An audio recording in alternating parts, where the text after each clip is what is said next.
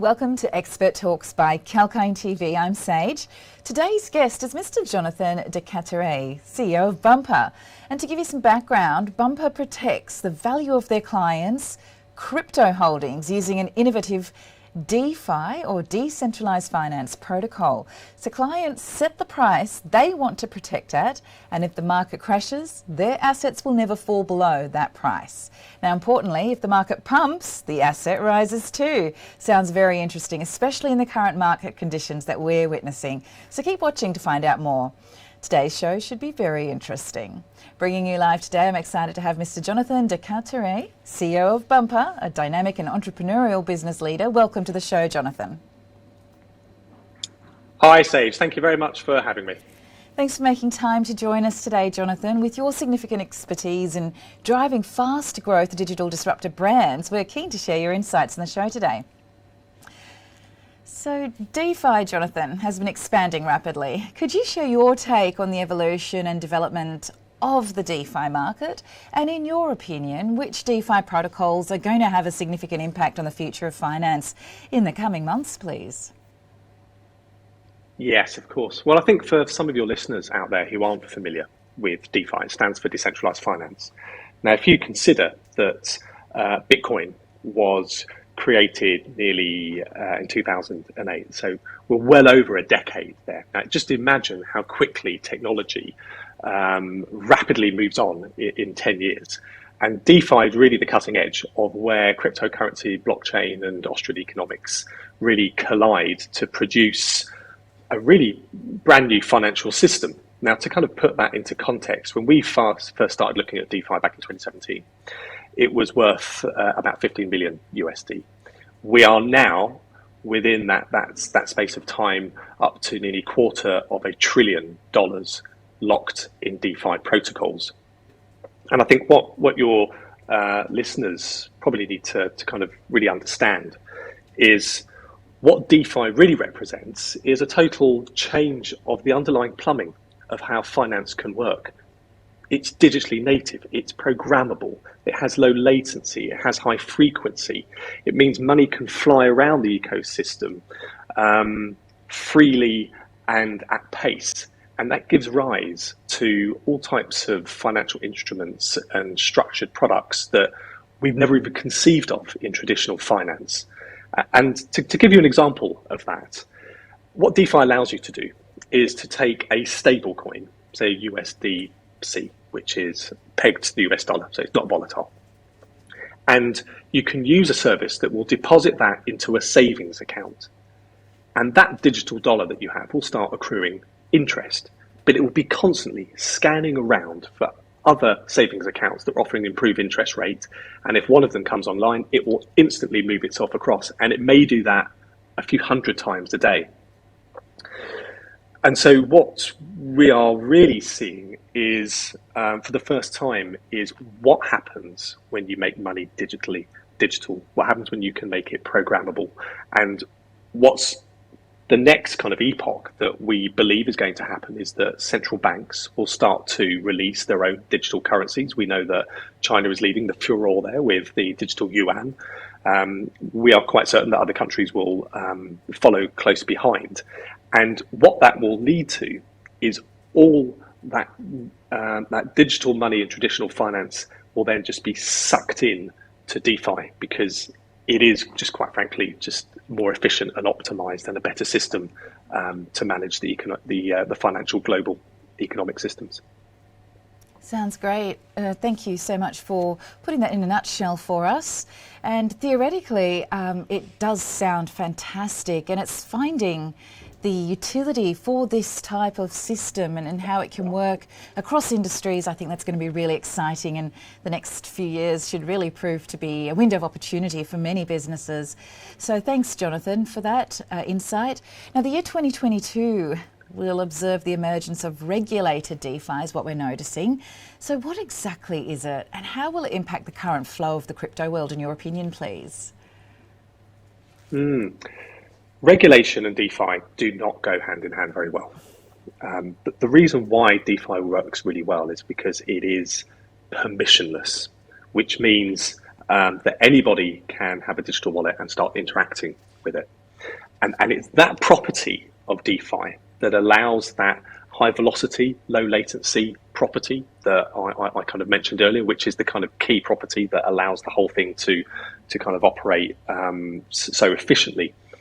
And where FATF, which is the global regulatory body that advises other individual country regulators, they have released some guidelines a few weeks ago. But reading between the lines, you can tell that they are finding it extremely difficult on how to regulate these individual protocols.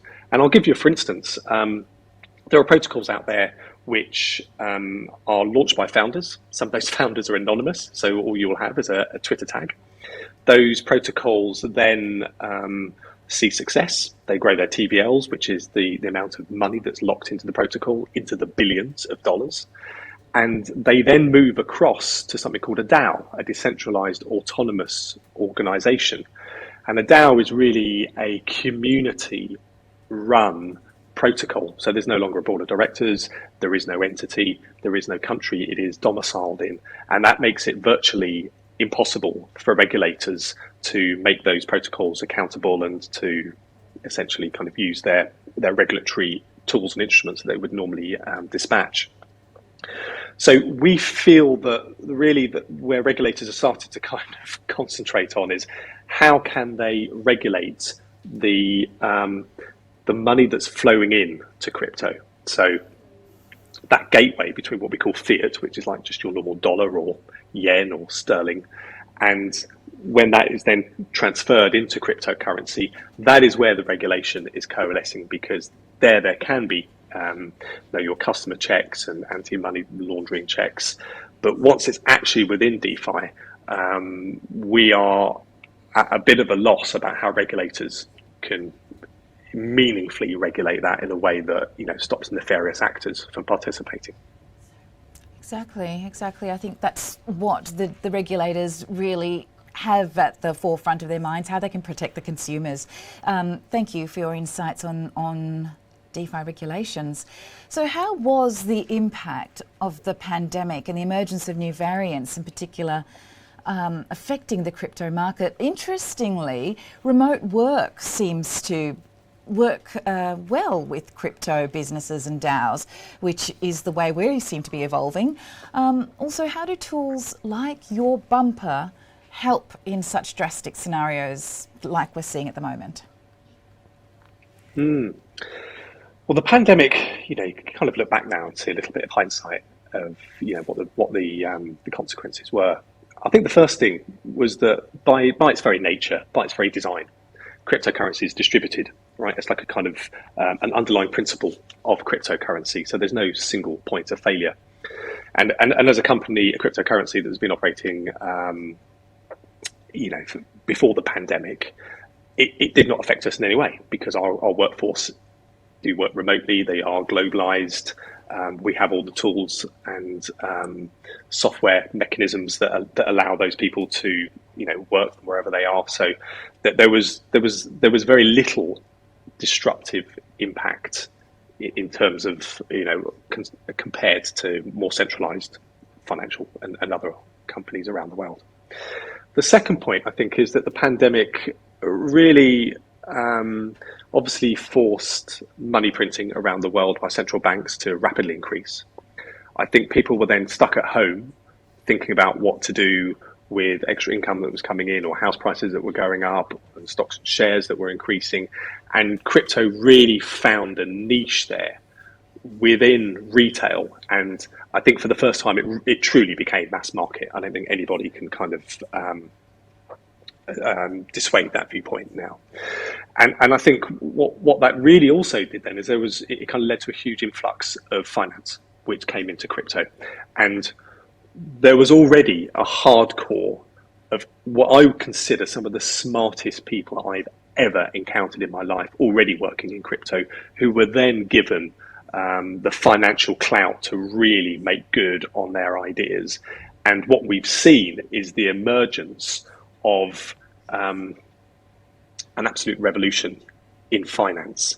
And there are protocols that are emerging every day that are really pushing the envelope of what finance can do. So What we're seeing is the emergence of what we call like the FANG of DeFi protocols. So these are they're traditionally companies like Compound and Aave and Maker, which are all lending and borrowing sites, but they're just pieces of software. There are no buildings, there are no very little employees. These companies or entities typically have in the region of between $10 and $15 billion locked inside them.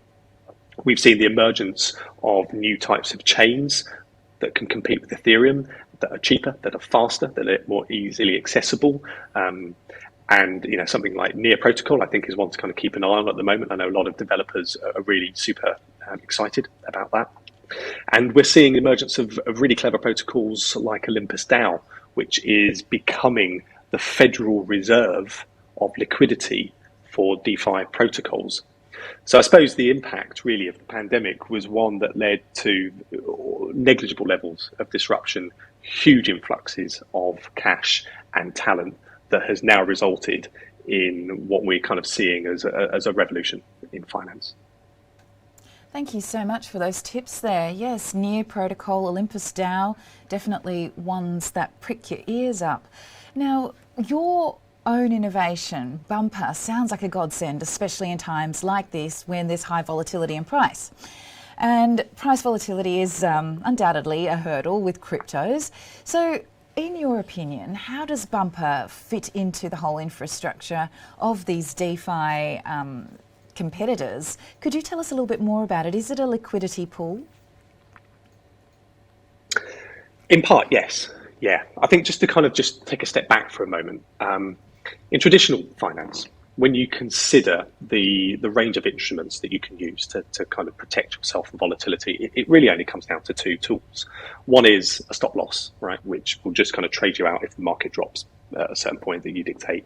And that's kind of like a circuit breaker. It means if the market pumps back up again, you've lost out on that subsequent pump. A more sophisticated tool is an options desk, which is used widely by traditional finance.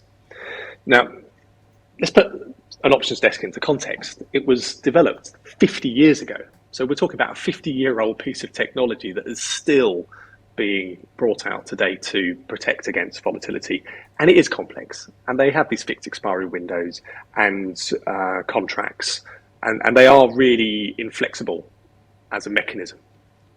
Now, what we did at Bumper was to look at all the innovation that's happening in DeFi and to really ask the question, can that solve the holy grail problem of volatility? And Bumper takes just a radically innovative approach. And to give you a very top level view of how that kind of works is that, let's say you own a Bitcoin and you saw Bitcoin go up to its all-time high a few months ago, which was, I think, about 69,000 USD.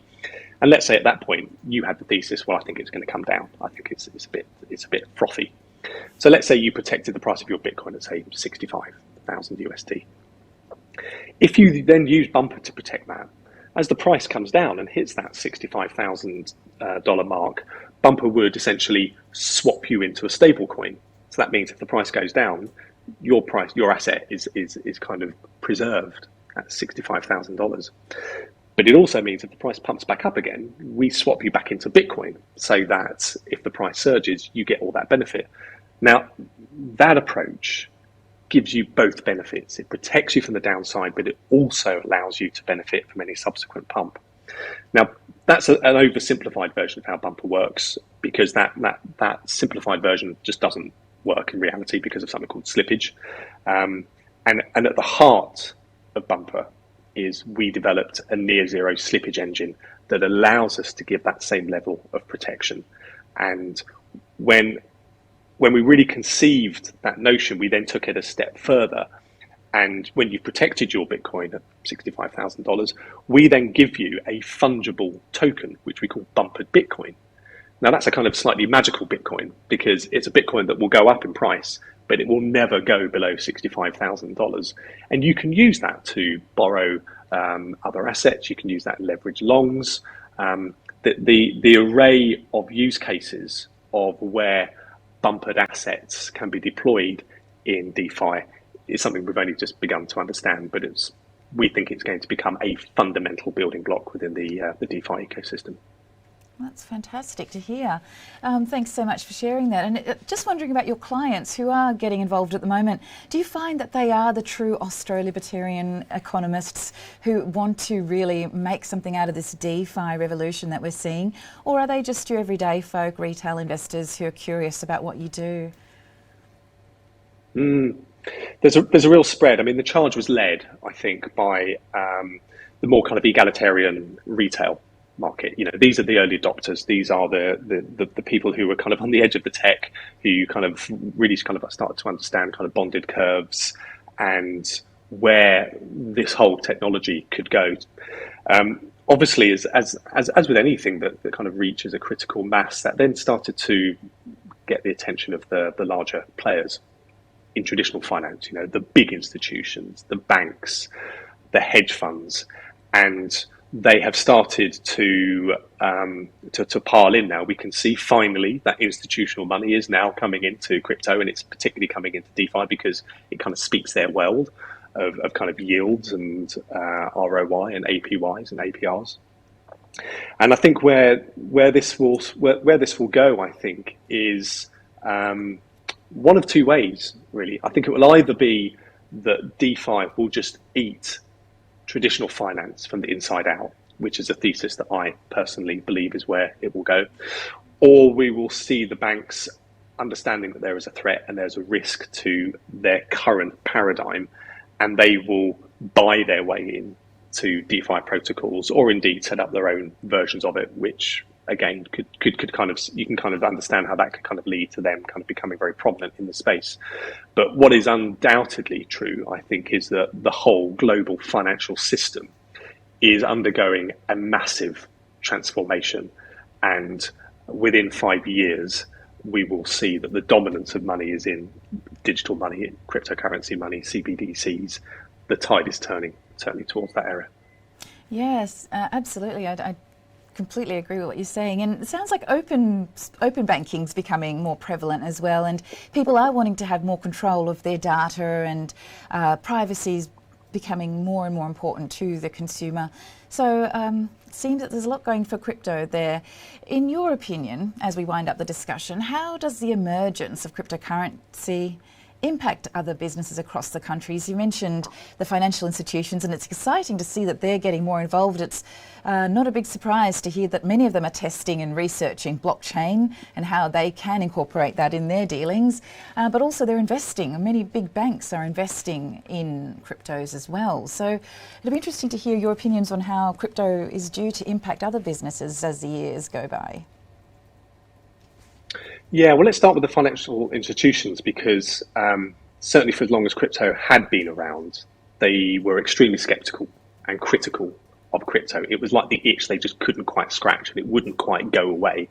And I think over the last 18 months, 2 years, I think there has been a kind of reluctant acceptance that, okay, this thing is here to stay. Actually, what they're doing is quite clever. And actually, if we don't kind of understand it and migrate across and incorporate, then we'll become redundant dinosaurs in the new financial market.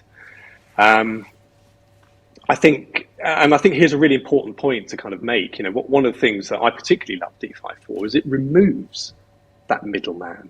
We don't need a skyscraper full of hundreds of people with their salaries and overheads in order to provide the same service, because the service is provided on the blockchain by the protocol and the software, and it does it faultlessly, and it does it with 100% levels of trust. Admittedly, there are some other problems that creep in, such as it can be hacked and things like that. But what we're talking about is replicating quite top-heavy traditional infrastructures of trusted intermediaries, removing all of that and just saying, well, here's a really elegant piece of software that can provide the same level of trust.